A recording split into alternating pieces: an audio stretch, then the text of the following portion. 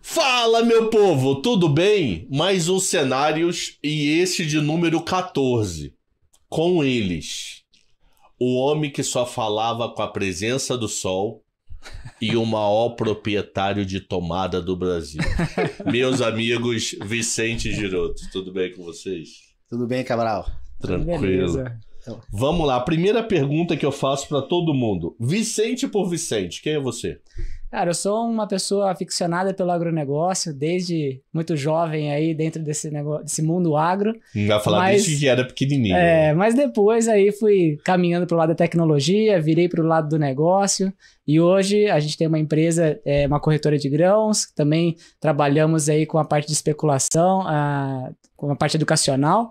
E agora a gente também inventando aí mais um negócio que é a parte de inteligência de mercado para os produtores rurais. Então, mais um negócio para dentro do agronegócio, né? Então, você vê que é bem amplo esse segmento. Você nasceu no agro ou você foi pro agro? Não, o meu avô teve fazenda na região ali de Piuí, parte da Serra da Canastra, e aí sempre tive muita conexão com a fazenda. Ia passar as férias, né? E sempre ali o pessoal do café, mexendo ali com os terreiros, andando de bicicleta em cima das lonas. Então, sempre tive bastante conexão.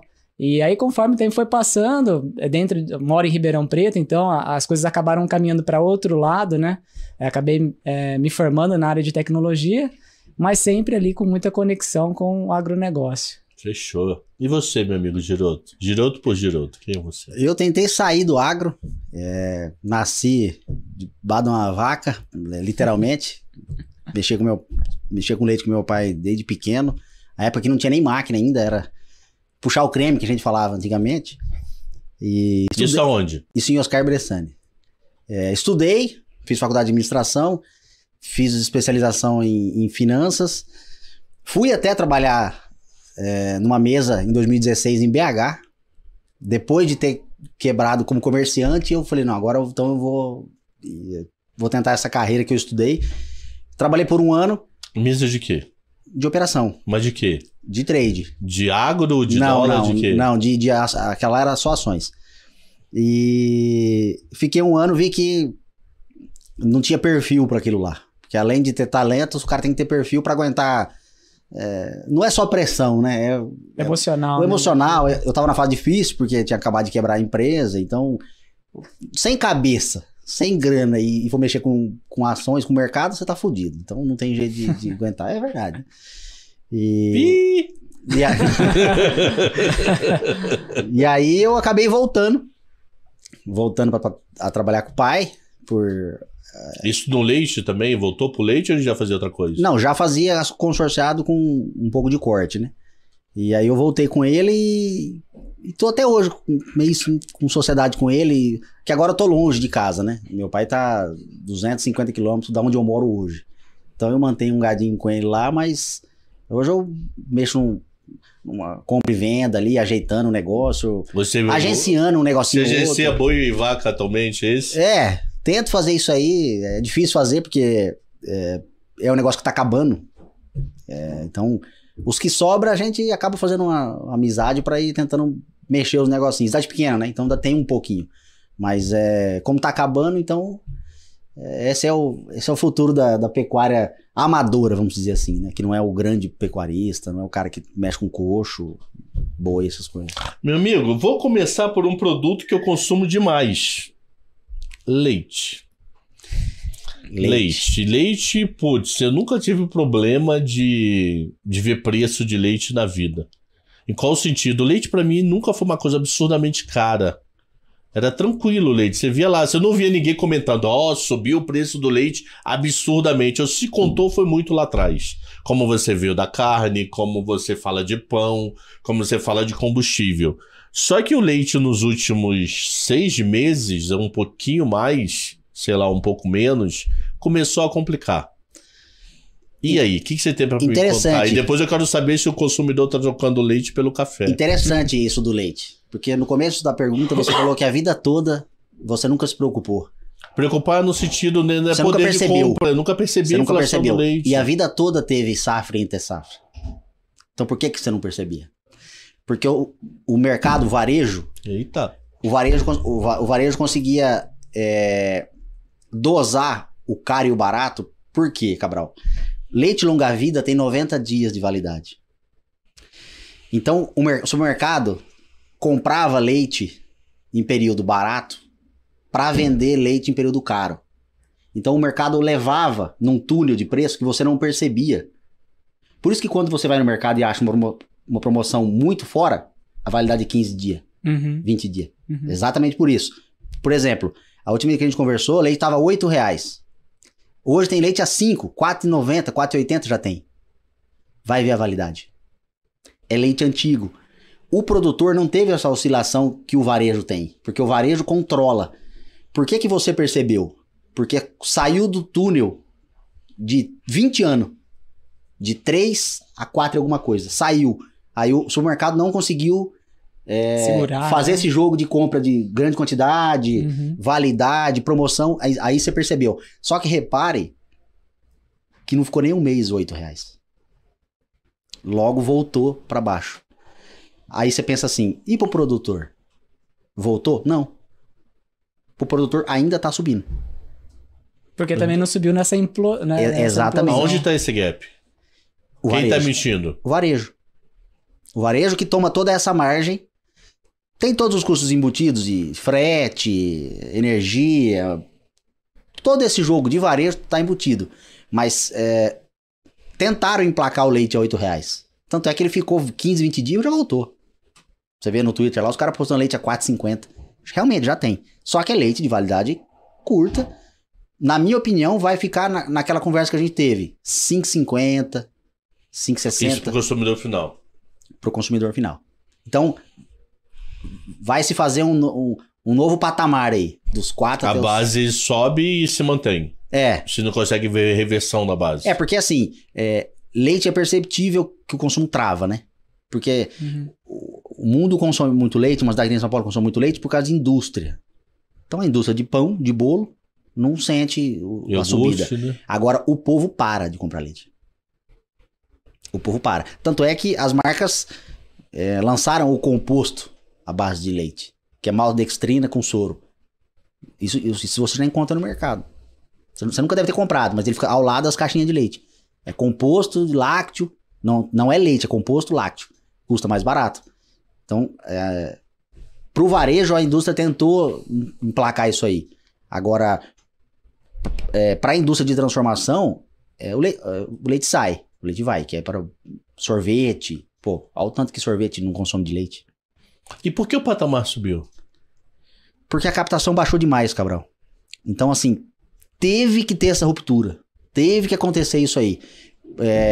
Agora, a gente já voltou a ter um pouquinho de aumento de captação. Porque começa a chover, em algumas regiões o pasto começa a melhorar, então vaca começa a dar um pouquinho mais de leite. Aí você pensa, mas vaca come no coxo, como é que ela depende da chuva? O clima. Influi. Temperatura interfere na qualidade, na produção. Vaca de alto padrão, até o chão que ela pisa influi na produção. Se a vaca ficar... Uma vaca de alto padrão, se ela fica atolada no barro, que nem as mangueiras antigamente, essa vaca fica doente, essa vaca fica estressada porque ela gasta energia. Então, esse tipo de animal de alto padrão... Tô falando de alto padrão, tá? Não de média nacional. É limpo igual isso aqui. E com um ventilador. Ou compost barn também, né? Porque aí não tem que ter... Não pode ter mosquito, ela tem que estar coçando sempre. Então, esse é os grandes produtores. Mas o simplão ali, que é o todo, que é o que 90 e tantos % do Brasil tem produção de leite, é o comunzão lá de vaca no barro. Janeiro, fevereiro, março elas andam no barro, o resto elas andam no seco. Então essa vaca é mais rústica, produz muito menos também. Então a indústria de leite do Brasil, ela é dividida entre o amador, que é o tiozinho que tira o leite ali, que a gente conversou aquela vez, que não consegue sair do leite porque é um negócio pequeno, ele não consegue gerar caixa suficiente para trocar de atividade. Ou ele tá em Minas, que é um grande produtor, ou no Paraná, numa parte que é quebrada, não é plano, porque se é plano ele vai plantar soja, vai arrendar. Então, o leite tem essa característica do cara que tá nele porque não consegue sair dele. Existe um grande produtor? Existe. No Brasil existe vários, produtor de 70 mil litros.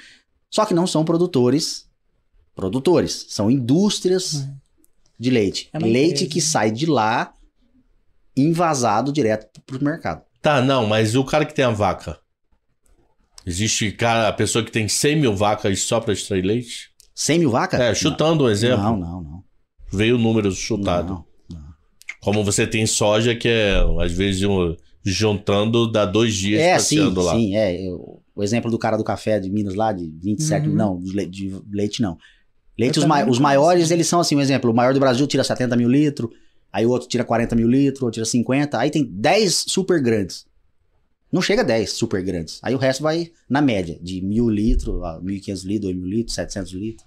Mas a estrutura é empresa já. O futuro do leite não é tão preocupante assim. Poderia ter sido, mas deixou de ser. O futuro do leite, Cabral, o grande problema é que leite é alimento básico. Então, leite não para de ser consumido por criança, por prefeitura, esse tipo de coisa, e por composição de outros alimentos. Então, você pode não tomar leite, mas sorvete sua filha toma. Bolo você come. Massa você come. Tudo vai leite, entendeu? Então, o leite sempre vai ter um mercado... Não, meu medo é preço. A crise que ameaçou voltou e não tem expectativa de nova crise? Não para R$8. Não para R$8. No horizonte de tempo pequeno. Pequeno. Acompanhe inflação de tudo. Porque, como você falou no começo da pergunta, a vida toda o leite custou R$3 de alguma coisa ou R$4. Então, alguma coisa tem de errado, cara.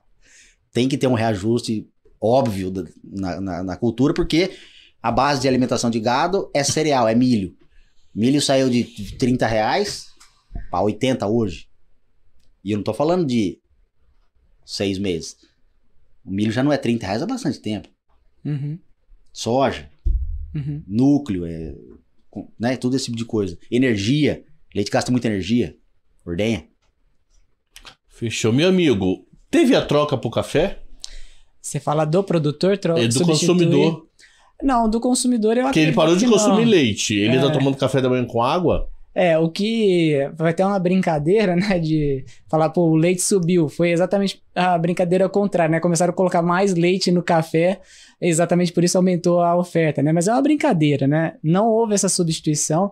Obviamente que a cultura no Brasil de consumir leite com café, ela é realmente muito grande, né? O brasileiro tem esse costume, porém não é um substituto imediato. Por exemplo, se o leite ficou caro, então eu vou tomar mais café, ou se não, ao contrário, o café ficou caro, eu vou tomar mais leite.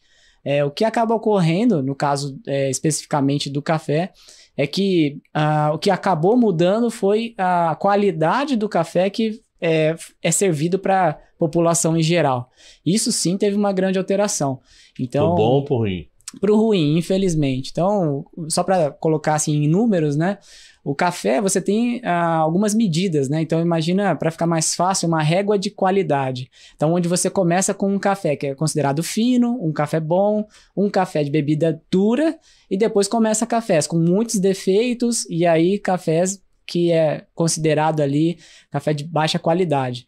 Então, um café, por exemplo, de bebida muito boa, hoje, vai custar em torno ali da faixa de uns R$1.550, R$1.600. Obviamente que não tô falando de café... Põe para quilo, põe pro cidadão 60 comum. quilos, a saca de 60 quilos. Mas dividindo, 1.500 por 60, 155 por 6, aí ferrou. Mas... Vai aí, meu nosso amigo. Isso, abre a calculadora. Nós temos uma área de apoio ali que vai fazer a conta. Isso. Mas vai ter esse cenário para um café melhor. Não estou falando de café commodity, café gourmet. Café bom com classificação individual. Então, para quem entende, um café fine. Pode fine falar, cup. Pode falar, aqui não tem problema nenhum de falar. É um fine marca. cup, com uma boa peneira. Agora, lá, quando você pega um café de 600 defeitos, o café custa 1.000. Então, pô, mas como é que então, para a indústria, você consegue... R$25 o quilo. Então, como é que você consegue chegar... Isso nós estamos falando do preço de partida, né? Sem considerar processamento da indústria, limpeza, nada disso, né? Então, se é R$25 o quilo, não tem como você considerar para o supermercado um café de boa qualidade custando 500 gramas, R$15. Essa conta ela não fecha, não tem como você fazer isso, porque você tem o beneficiamento, até porque o café tem uma certa umidade, você vai ter que processar esse café. Então o que acaba acontecendo a indústria está comprando um café de R$1.000 a saca, que é um café bem ruim, de qualidade, então com muitos defeitos, onde tem... O que é um defeito, né? Então é grão coxo, grão quebrado...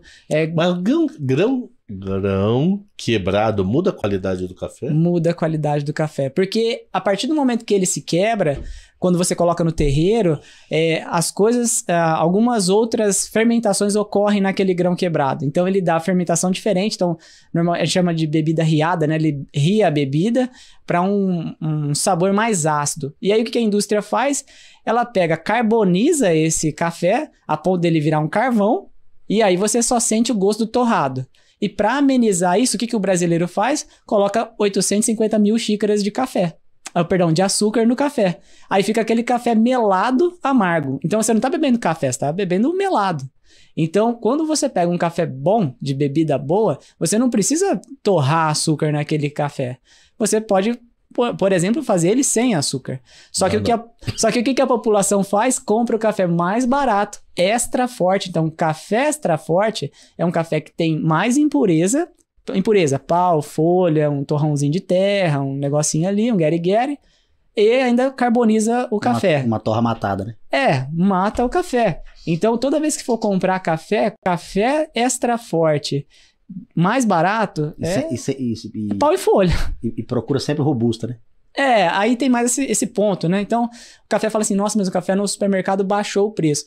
Na verdade, o que aconteceu foi isso. É uma queda de qualidade. Ele pegou um café 100% arábica, só que de bebida muito inferior, misturou com café robusta. Isso que eu tô falando não é, tipo, palavras jogadas ao vento. Se você pegar as exportações, por exemplo, pelo Secafé, de café robusta, reduziu mais de 60% comparado ao ano de 2019, por exemplo, 2020, com agora. Então, aonde foi parar esse café robusta? Nesses blends de mistura, de café arábica com café robusta. O café robusta é um café mais amargo, mais ácido. Então, o que acaba acontecendo você pega um café arábica barato, de pouca qualidade, um robusta mais barato, que ainda o arábica, e mistura tudo isso, carboniza e vende para a população. Então, a gente vive isso hoje. Então, existiam no supermercado café 100% arábica, de boa qualidade, em torno de uns R$18 um pacote de 500 gramas. Hoje, se você encontrar esse café, ele tem que estar custando pelo menos R$25, pelo menos. E aí o que acaba acontecendo, a população sente essa pressão sobre a compra, existe uma perda do poder de compra, o ato inflacionário, e aí ele vai descendo a qualidade. Ele não está tomando menos café, ele está tomando um café mais barato, um café de menor qualidade. Mais uma vez, se você for lá pegar esse café e colocar 55 xícaras de açúcar, você não vai sentir diferença. Porém, você não está bebendo café, você está bebendo carbonizado com açúcar. E então não é substituto. Mas então isso... eu não estou trocando o leite pelo café. Mas e se eu te falar que no leite, você já toma esse leite riado aí, entre aspas, do café, a vida inteira? Como? Me explica. Porque no leite... o leite longa-vida, você só consome leite longa-vida, certo? É difícil. Leite longa-vida. É difícil pegar saquinho, né? Saquinho foi a infância. Então, mas saquinho também é longa-vida hoje. Também não 3 meses, mas também é longa-vida. Leite in natura a 30 graus não dura 30 minutos, 40 minutos. Já azeda. Se eu catar uma vaca, trazer ela aqui, tirar e deixar o copo aqui, né, conversando, ele vai começar a criar a borra da nata. Vai começar a subir a nata, vai ficar as bolhas de gordura e vai azedar. Itália, né? Se você bater o lisarol, ele vai estar azedo. Aí você fala, como que o cara tira esse leite? Lá no tiozinho tira ele, demora 2 horas para buscar. Aí vem num tanque, de um tanque vai para um outro tanque, mistura com um monte de tanque. E processa ele aí, corrige todo ele, me põe numa caixinha. Química pesada. E coloca ele com 90 dias de validade. Mas existe o leite 100% natural para você comprar no mercado. Só que custa, eu não vou falar a marca aqui, mas só que custa hoje, você vai pagar uns R$11 aqui em São Paulo. Que é o de garrafinha. Que é o tipo Não, A. não é tão caro não. Garrafa é quase o mesmo preço. Porque não sai. E dura 4 dias na geladeira. Depois ele na geladeira. Na geladeira. Ele não dá pra comprar e largar na despensa, que nem o de caixinha. Mas não tem aquele papo se ferver dura mais? Não. Ferver só tira gordura. Porque quando era de saquinho, fervir durava mais. Só pra tirar gordura. É só pra tirar gordura. Que é pra desnatar o leite. Leite desnatado é leite fervido. Pra tirar gordura. Então, assim, por exemplo, a minha noiva, minha esposa... Vai dar rolo! Qual é o nome dela? Flávia, tia. Flávia! tá em São Paulo tá sendo bem cuidado, pode ficar tranquilo. A minha esposa, a vida toda tomou leite de caixinha. E aí, quando ela vai na casa dos meus pais, que meu pai traz leite da fazenda, aquele cadeirãozinho, sabe? Aham, claro. De Ela alumínio. não consegue tomar. Muito gorduroso. Muito grosso o leite. É. Falei, Flávia, primeiro teste, coloca ele no copo. Faz assim. Ai, tu atingiu o copo. O copo fica branco. Falei, bebe. O cheiro já é... Porque É forte, ali ele tá né? com 4% de gordura. Então, ali ele tá grosso. Mesmo sendo coado. Porque você coado não, é fervido. Você ferve um pouquinho pra causa de bactéria, né, Cabral? Porque também... Era isso que eu tinha na cabeça, na infância toda. Aí, bebe... Se você tem uma pequena intolerânciazinha à lactose, essa intolerânciazinha vai virar um negócio desse tamanho, porque ali tem lactose com pressão. E aí a pessoa não consegue tomar, ela não consegue tomar. Ela fala que cheira muito forte. Falei, mas você tá tomando leite natural. Hábito, né? Não foi habituado com um estranho. É a mesma... Não é a mesma coisa, mas é como se fosse o café, né? O brasileiro é habituado a tomar um café ruim, que acostumou tomando café com açúcar, que se você ensinar o brasileiro a tomar um bom café, é capaz dele achar ruim o café. Não, com certeza, isso acontece. Porque se eu colocar aqui uma pessoa que toma café, uma xícara com café com açúcar e uma xícara de café especial, a pessoa fala assim, nossa, mas esse café aqui, a cor dele é muito clara. E o outro parece parece esse microfone preto, aqui. E aí ele acha que esse é o bom, mas isso aí tem uma explicação cultural, né? Então, o Brasil, por anos e anos, ele fez o quê? Ele fez o processo de separação do café para que pudesse oferecer o café de maior qualidade, maior valor agregado, para quem pudesse comprar. E a população brasileira não é a população mundial com maior poder de compra. Então, o que acaba acontecendo? Você separa o café de maior valor agregado e oferece internacionalmente. Então, não é que o Brasil exporta o melhor café. Se você quiser tomar o melhor café, você vai tomar o melhor café. Só que você tem que pagar por isso. Não dá para querer pagar R$12 num pacotinho de café e tomar um café especial, tomar um café, pelo menos, né, um café tradicional ali, ou um superior. Não tem como você ter isso. Então, o que acabou acontecendo é que, anos e anos, o Brasil foi acostumando a população a beber café com blend muito forte pro lado do robusta, com açúcar, ou se não, o café tipo Rio, ou se não, no máximo, uma bebida dura aí com uma catação alta. E aí o brasileiro foi se acostumando com isso. Então, isso é uma questão cultural que, com o tempo, isso vem melhorando. Então, o brasileiro tem tomado o hábito de beber cafés melhores. Isso vem refletindo também com uma menor exportação desses cafés melhores. Contudo, nesse momento onde o poder de compra ele foi muito afetado, então foi o que aconteceu. Virou para o consumo interno muito café robusta, então, tanto que é o que eu comentei. 60% de redução, gente, não é brincadeira. É muita coisa que foi virada para o mercado interno. E aí, o que acabou acontecendo é a manutenção das exportações, pelo menos ali com um volume parecido com os anos anteriores de cafés do tipo arábica, que pelo menos dá uma qualidade de commodity para cima. Então, isso que o Giroto falou é uma questão que, ok, você não sente essa diferença, mas é porque culturalmente você foi acostumado a beber um café muito simples, de bebida muito simples. E vem cá, quem é o concorrente nosso? Vietnã? Eu sempre escutei Vietnã e Colômbia a vida inteira. Concorrente, aí você tem que separar, né? Então vamos lá, de café de qualidade, então nós temos ali concorrente direto, Colômbia, nós temos México, Honduras, Etiópia, e aí sim nós estamos brigando por qualidade de bebida. Tanto que o café da Bolsa, o contrato de Nova York, o KC, tem como referência, não o Colômbia, porque o Colômbia ainda tem prêmio. A gente tem México e Honduras, por exemplo. E o café do Brasil, a Origem Brasil, tem desconto. Então, o café do Brasil tem desconto de 6 centavos de dólar por libra peso. Então, isso você tem uma referência aonde esses cafés desses outros países têm, por origem, uma qualidade reconhecida internacionalmente, que o Brasil está brigando para que também tenha esse tipo de panorama, esse mesmo tipo de cenário. Então, quem briga com a gente no Arábica, de qualidade, são esses países. De volume, Colômbia, mas ainda assim por exemplo, a Colômbia é 10 milhões de sacas num ano cafeeiro. Já o Brasil, de Arábica, esse ano a gente acredita em torno de 35 milhões. Então, é praticamente 1/3, né, do Brasil.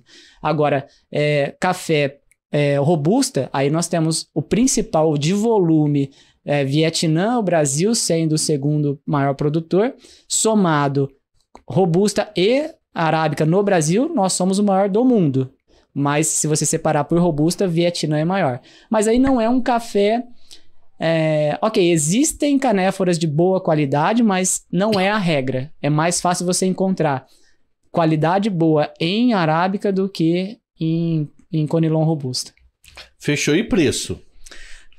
Preço futuro, preço de agora... O que é a expectativa de preço? Nós tivemos problema de clima no passado, que afetou um pouco. Esse ano o clima ameaçou, mas pelo menos de frio não atrapalhou tanto. Não sei de chuva. O nosso cenário hoje de preço é o seguinte. Quando a gente olha cotações em bolsa e preço local, a gente tem que entender que existe uma diferença dessa formação de preço. Espera aí. Aquele poema teu clássico da namorada. Boa, bem lembrado. Eu não como contrato futuro. Isso. Vamos lá. Exatamente isso. Desculpa te cortar. Não, isso foi o gancho perfeito. O nome do live vai ser Eu Não Como Contrato Futuro. É isso aí. Então a gente tem no mercado físico ainda um desconto muito grande, porque tem uma oferta de café agora, porque a colheita praticamente se encerrou, então a gente tem uma quantidade de oferta importante chegando no mercado agora. Então, o que acaba acontecendo é essa pressão nesse momento, porém, bem lembrado, nós temos 2021 geada, com a redução do parque cafeiro, que não vai retomar esse ano. Então, não há, por exemplo, 22 uma safra cheia, 22 uma safra pequena por causa da geada e 23 uma safra grande, porque esse parque que foi afetado vai voltar a produzir. Não. Nesse ano não vai ter essa retomada desse parque. Fora isso, em maio a gente teve temperaturas muito frias, que já impactam na produtividade para esse ano que está vindo, 23. E a gente teve também uma geada muito precoce devido às chuvas que ocorreram mais ou menos em 10 de agosto, que provocou a florada do café. Depois dessas chuvas não choveu mais. Então, muito provavelmente, essa flor que gerou ali na roseta do café, ela vai se perder. E essa flor que não virar grão, essa flor não vai virar grão, perdeu produtividade. E a irrigação artificial? Existe sim, dentro do parque cafeiro, área irrigada, mas é menos de 10% do parque total. Então, não consegue, por exemplo, minimizar esse impacto da falta de chuva. Então, nós já vínhamos com estresse hídrico, ocorreu essa chuva, provocou a florada, não veio a chuva, provavelmente vai haver abortamento dessa florada. E qual que é o nosso problema agora? Vamos colocar assim, problema agora se houver de novo uma chuva muito pontual e pequena, em torno de uns 10 milímetros, 20 milímetros no máximo, agora, e depois cortar as chuvas de novo até outubro, vai provocar uma nova florada e um novo abortamento, uma nova perda de expectativa de produção. Então, nesse momento, é muito difícil alguém precisar volume de safra para 2023. O que é possível de forma categórica afirmar tivemos uma florada antecipada que ocorre de vez em quando em agosto? Ocorre. Porém, esse ano, como a planta estava com uma possibilidade de folha, estava bem florada, bem folhada e bem descansada, então essa florada veio muito forte. Então, em torno de 20% a 30%, 10% veio nessa florada. E se ela se perder, 10%, 20%, 30% de capacidade produtiva que acabou. Então, hoje, eu não me sinto habilitado em falar qual é o tamanho da quebra e qual é o tamanho da expectativa da safra que vem, porque eu ainda não fiz um tour. Eu gosto de fazer um tour nas áreas de café para eu poder sentir realmente, ver na planta. Qual é o fábrica, né? Porque é igual pega o cara lá... Não... Ligar um USB no pé do café, né? Pega o Rabobank, o SDA, os caras chegam lá, sei lá como é que os caras chegaram numa estimativa que esse ano a gente ia ter 41 milhões de sacas de café arábica. Isso é uma doideira total. E deve ser quanto? Eu acredito em torno de 35 milhões e já estão falando em torno de 32. Você acha que é satélite? Existe sim mapas que medem a questão de densidade da planta para poder fazer isso. Mas eu acho que, por exemplo, Conab tem técnicos rodando no Brasil todo. Os caras realmente sabem, estão vendo ali a situação. Agora, será que aí você pega Conab com 35 e o SJ com 41. Quem tá certo nós vamos descobrir no futuro. Mas alguém tá errado. Quando é colheita? A colheita agora só vai acontecer no Brasil a partir de maio, junho do ano que vem. Então a colheita desse ano já foi. Já foi. Então foi quanto?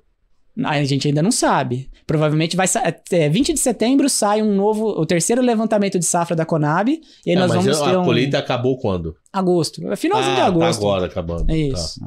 Então, agora 20 de setembro sai o terceiro levantamento de safra e aí nós vamos ter, pela Conab, uma estimativa oficial.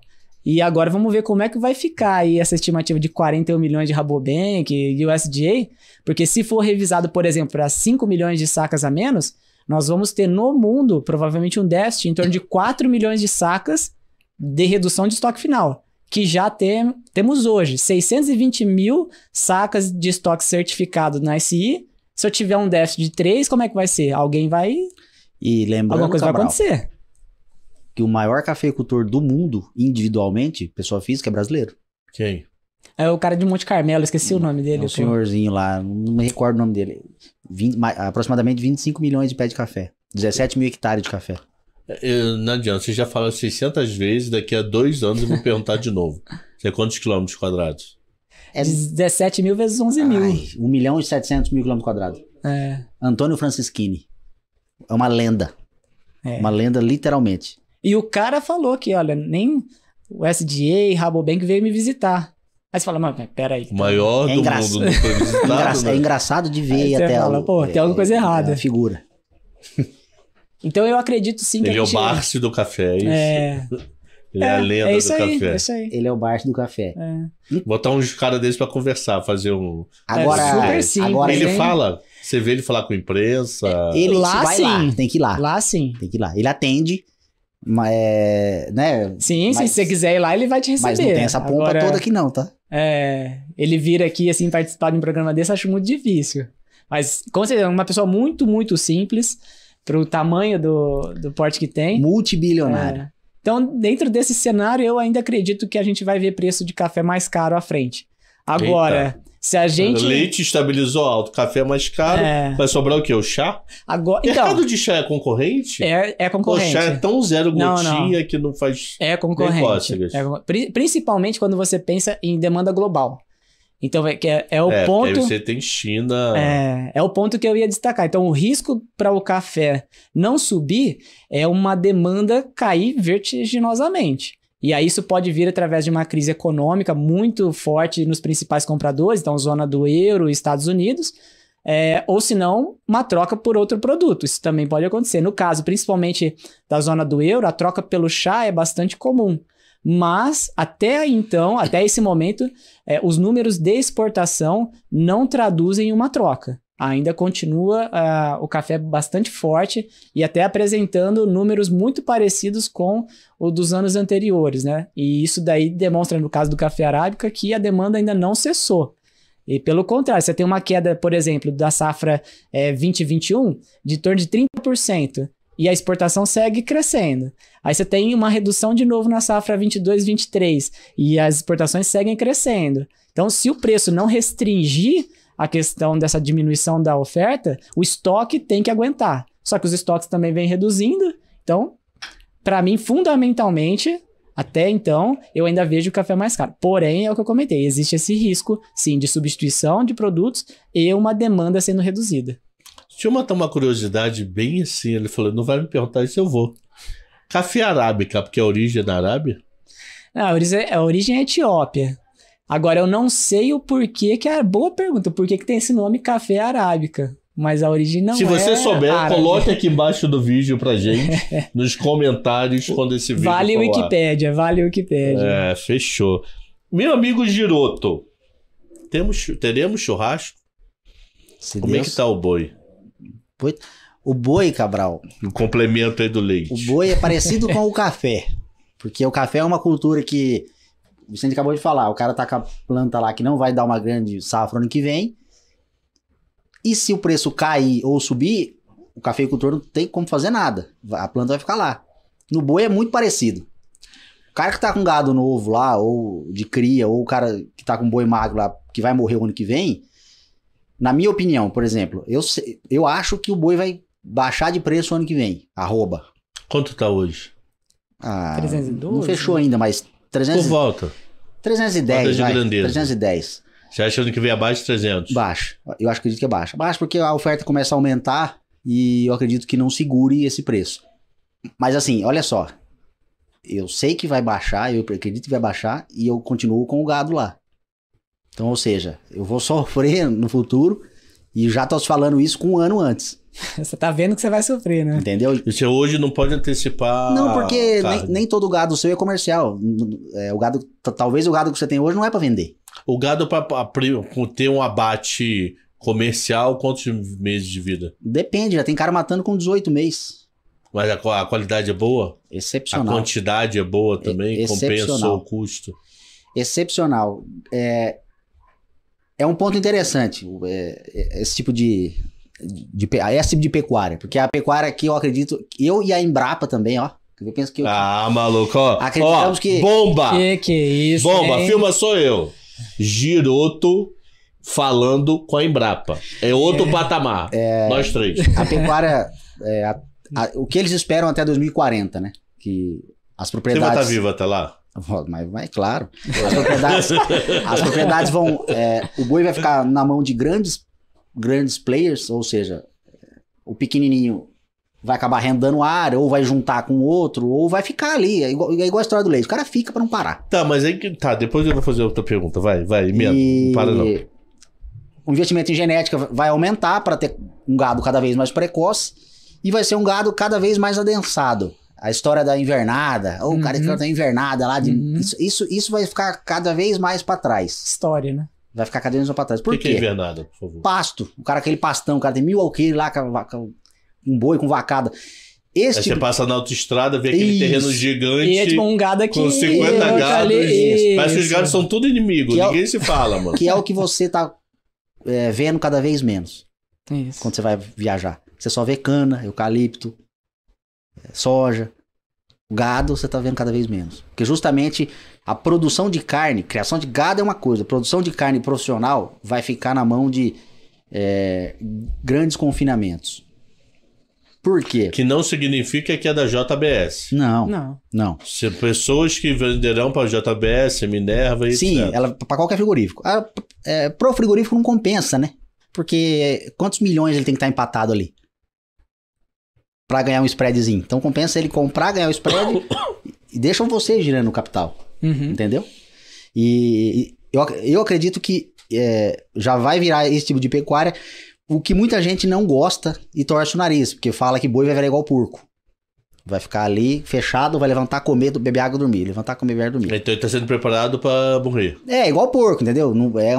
Boi, a fazenda acaba virando uma granja. Já tem alguns pecuaristas que falam. Porque é igual granja, então igual a galinha fica 40 dias no mesmo metro centímetro quadrado. E aí né? o pessoal fala que a grande produção de carne, a produção em grande escala, né? O cara que produz ali o ano todo, vai ficar na mão de grandes confinadores ou de parceiros comerciais ali com grandes confinamentos. Isso tem um ponto negativo na minha opinião. Isso é a minha opinião de um pequeno. Isso dá previsibilidade para a indústria. Por quê? Porque se a indústria sabe que o Cabral tem 5 mil boi que ele fechou em agosto, vai morrer em outubro,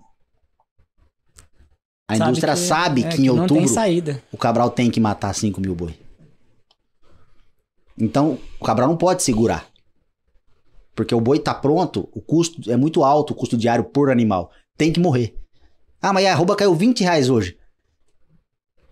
Entendeu? O problema é que... Só que... E frigoríficos... E no pasto... E no pasto é o seguinte...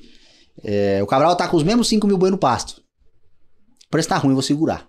Exatamente. Vamos segurar uns dias. Segurar uma semana, 10 dias, 15. Ah, mas o boi pode perder um rendimento? Pode. Mas o mercado pode virar. Agora no coxo não. O coxo às vezes é contrato. É 100 dias de coxo. Acabou o contrato, o cara te liga e falou, chefe.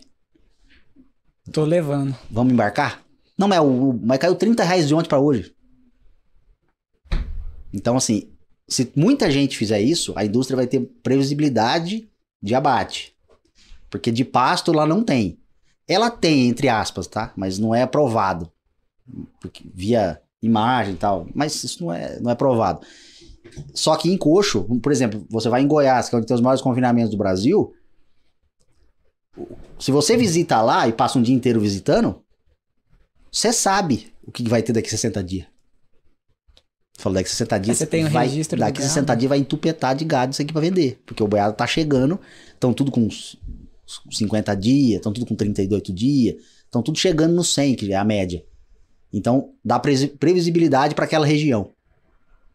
Então, as grandes regiões de pasto, MT, Pará. Outro dado importante. A média Brasil, a pastagem diminuiu no Brasil.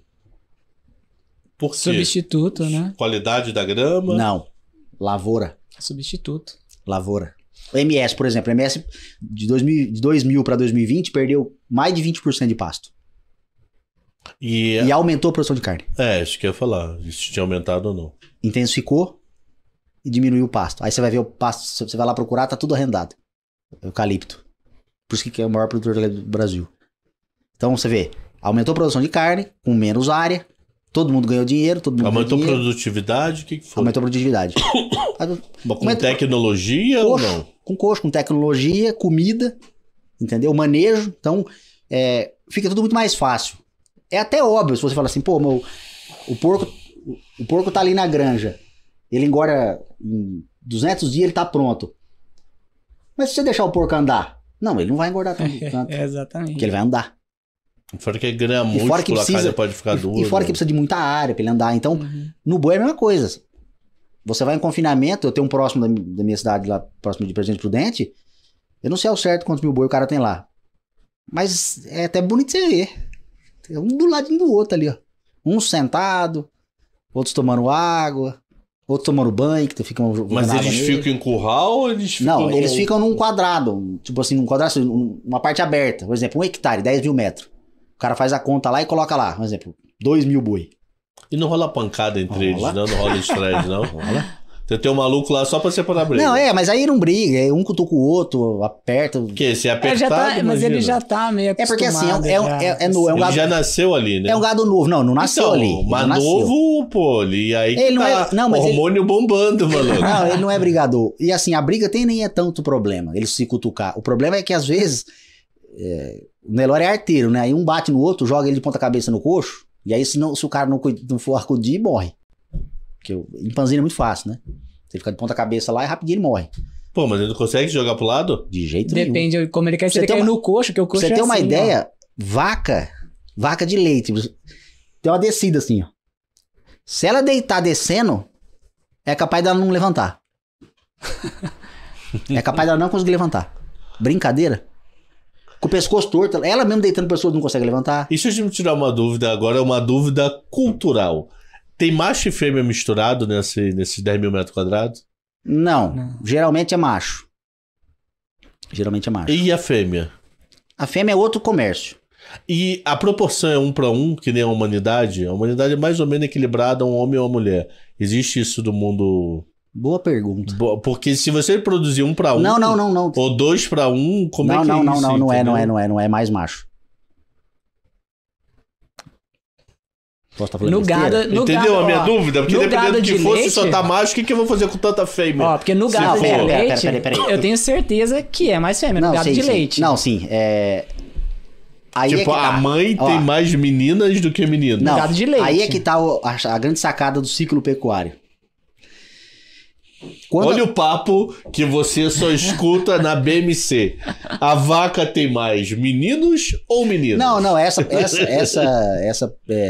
estatística de se ela cria mais fêmea ou mais macho não dá pra saber. Mas você quer saber se no rebanho nacional tem mais fêmea ou mais macho? Não, por exemplo, um fazendeiro. Um fazendeiro foi lá e pra carne, só tem macho. Mas se continuar nascendo 1 para 1, o que ele faz com essa fêmea, não, mano? O que o Brasil faz com essa fêmea?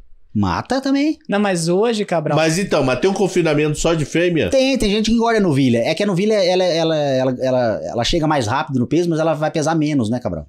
Entendeu? E então, também tem a questão da inseminação. Então, na inseminação, você separa já. Você consegue colocar uma sexagem. Então... O coxo é majoritariamente para boi. Engordar novilha é um ou outro que vai engordar novilha. O frigorífico compra novilha também, mas o frigorífico prefere o boi. O animal de até 36 meses ali, acabamento bom. Por quê? Porque aí esse animal vai pra fora. Ele manda carne pra fora e manda pra cá. Deixa eu fazer uma pergunta. Você falou que boi tende a parar na mão de grandes fazendeiros. E o leite na mão de pequenos, é isso? Nós vamos ter o mesmo bicho com situações diferentes? A situação do leite já aconteceu. os grandes produtores já são os mega. Mas o mega é 70 mil. 70 mil não é nada. Cabral, é uma... Não, 70 mil Tupi. Em quantos dias de Tupi dá 70 mil? Não é assim. A conta não é assim, não. São 70 mil litros de leite dia. Tá, pô, quanto consome em São Paulo dia? Não, consome muitos milhões, mas eu tô falando... Então, mas é o cara do boi, ele faz zilhões, pô. Não, mas eu tô falando que assim, os maiores produtores de leite acabaram ficando na mão dos mega empresários. Da mesma forma que os maiores produtores de carne vão ficar na mão dos mega confinadores. Os maiores produtores de carne existem. Os maiores produtores de café existem. Os maiores produtores de leite existem ou não? A proporção dele... Não. 70 mil, mas 70 mil não é nada. Não, no leite ainda no leite é pulverizado.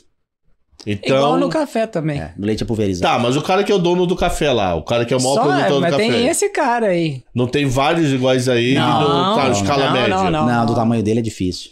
Nem escala média. Não. Ó, igual o Geraldo falou, 17 mil hectares ele tem. A média nacional de café é 30 hectares. Então esquece. Então é... Entendeu? A proporção é outra. Mas ok, tem cara de 1.000, tem cara de 50, tem cara de 10... Mas você entendeu que na questão do café, a quantidade de produtores pequenos é muito grande, que também tem a ver com leite. Hoje a maior produção ainda é a pasto, não é de coxo. Eu tô falando, leite. Não, de carne. De carne. Mas eu tô falando que isso é tendência até 2040 dessa conta virar. Disso mudar. Tanto é que você já vem percebendo muita gente saindo fora e também tem muita gente que não produz carne. Eu não produzo carne, produzo bezerro. Entendeu? Então, são business diferentes. Tem matriz pra produzir, faz o bezerro e vende o bezerro. Bezerro comercial, é filho. Então, eu não sou produtor de carne. Então, eu não tenho coxo, não tenho confinamento. Eu não me preocupo com travar nada, com nenhum tipo de derivativo. O meu negócio é outro. É uma parte só da cadeia. Tem quem faça todos? Tem. Bastante gente faz todos. Mas, o que vem crescendo são os específicos de terminação, que são os famosos boitéis. Que isso? Por exemplo, você tem um dinheiro lá, você tem 100 mil lá e você quer engordar boi. Mas você não tem fazenda, você não conhece nada, você não sabe nada. Então você vai lá, você vai conversar com o cara do boitel, ele tem disponível para você comprar boi magro para ficar 100 dias de coxo. Essa operação existe. Eu não sei se a conta fecha, mas essa operação existe. É mais fácil você achar um cara que conhece e falar, Cabral, vamos atrás de comprar boi magro comigo? Que aí a gente coloca no boitel lá, você paga, coloca lá, incendia no evento e divide o lucro. Que é o que é comum, aconteceu muito em 2021. Muita gente ganhou um dinheirinho, foi repetir, quebrou. Porque aí o boi voltou para trás, a conta não fechava. Então, o que tá crescendo bastante é isso aí. É esse tipo de empresa que chama boitel. O cara tem toda a estrutura lá e você só entra com o boi magro ou com o capital. Só que a conta... Aí você fala assim, mas é muito fácil então. Se eu só entro com capital, eu vou ter o rendimento. Não. A conta hoje é extremamente apertada. Se você não comprar muito bem, você vai tomar ferro no final das contas por animal. Não é fácil. Porque esse animal custa dia, entendeu? É igual um hotel. Isso. Ele e tem uma diária. Hoje você pega uma diária aqui, eu não sei quanto tá virando hoje, mas não tá menos que uns 22, 23 reais. Então se ele ficar 100 dias, põe 2.300 reais. Aí você pagou 4 nele. Você já vai 6 e uns quebradinhos. Aí tem frete, tá um negocinho. Se você vender ele de 20 arroba a 300, vai dar 6 mil. Tá dando prejuízo. Entendeu? Você vê como é que é apertado? Então você tem que estar 350 pra dar 7, mas custou 6.300, vou ganhar só 700 por boi. Se dá 700 por boi, você tá ganhando mais. Maria, tá ganhando muito. Então, pra fazer essa conta bater, você não pode comprar por 4, você tem que comprar muito bem comprado. E pra você comprar muito bem... Aí tem um giroto metendo E pra você comprar muito bem comprado, é um animal que não é um animal barato. É um animal que tem caixa, que tem genética pra ganhar peso, porque ele tem que ganhar peso em 100 dias. Você não compra um holandês sacudo lá que ele vai comer e não vai engordar. Embrapa, pensa. O animal só ganha barriga, o mesmo entendeu? cara que reuniu com a Embrapa mandou um holandês sacudo. Holandês sacudo. Quanto tempo já temos de gravação? 52. Eita, nós! Os 52. Daqui a pouco eu tô no RH. Pô, tinha muita coisa pra perguntar ainda, mas eu tenho 45, já estourei 7. Então vamos para as considerações, infelizmente, finais. E uma pergunta que eu não fiz para dupla de ontem, porque não deu tempo, mas hoje eu vou fazer. Que eu fiz para todos os outros 12 cenários anteriores a que eu gravei ontem. Daqui a 10 anos, você vai estar comprando mais produto Amazon ou Alibaba? Você acha que vai estar sendo mais influenciado na tua rotina por produtos vindo dos Estados Unidos ou da China? Na minha opinião, eu acho que a China vai ter maior volume do que a questão dos Estados Unidos, mas eu ainda vou comprar a Amazon. Pela questão até do próprio... da cultura de consumo ser muito parecida com a nossa. Então, em 10 anos, eu não acredito que nós vamos mudar a cultura de consumo. Mas eu acho que a China... As empresas chinesas vão ter maior volume de capital, maior negócio do que as empresas americanas. Fechou. E você? Minha resposta é muito parecida do Vicente. Acho que a Ásia em si, a China, vai ser cada vez um demandante de commodity e tudo mais, e o mundo deles, de produto pronto. Eu tô lembrando do Sacudo, mano. Tocura, é isso? Tocura. Então tá bom. Não pode comprar Tocura. Então, povo, obrigado, dupla. Como é que achamos vocês? Se quiser acompanhar o trabalho, redes sociais, tem, não tem? Twitter? Se você Tem não for cancelado, Tem como Twitter. Tem Twitter. Qual é o Twitter? Meu Twitter, e agora que eu esqueci o nome? Então vai, você. É Giroto. Giroto underline? Acho que é underline, acho que é uma coisinha assim. É underline acho Giroto. Que é underline, Giroto, underline. Eu acho que sim. Enquanto isso, você vai. No Instagram e no Twitter. É outro patamar, maluco. @ Vicente Zotti. Isso nos dois são iguais? Nos dois são iguais. Não tem underline. E também, se de repente quiser conhecer os nossos produtos, relatóriosagro.com.br, ou se não, se quiser aprender a especular com commoditiesemfoco.com.br. Fechou. E você? Já sabe? Já te falaram no teu Instagram? É Giroto... Aqueles parola. Não tem noção como que é isso aqui, maluco. Quem eu convidei, meu Deus? Aí, Cabral. Não sabe ler. Ele não sabe nem ler. Ele não sabe ler o negócio. Ele quer que eu leia, que ele não sabe ler, mano. É @underline. Underline Giroto. Só que o underline. Só que o final é um zero? É um zero. Porque já tinha um galo cego lá. Meu Deus do céu. Então, resumindo, não segue, maluco. Vai dar muita dor de cabeça. Não segue. Se esbarrar com ele na rua, tá tudo bem. Se você ver alguém passeando com gado holandês sacudo, sabe que. Então, povo, poxa, muito obrigado, dupla. Então, muito obrigado. Esse foi mais um cenário de número 14. Espero que vocês tenham gostado. Até o próximo programa. Um abraço.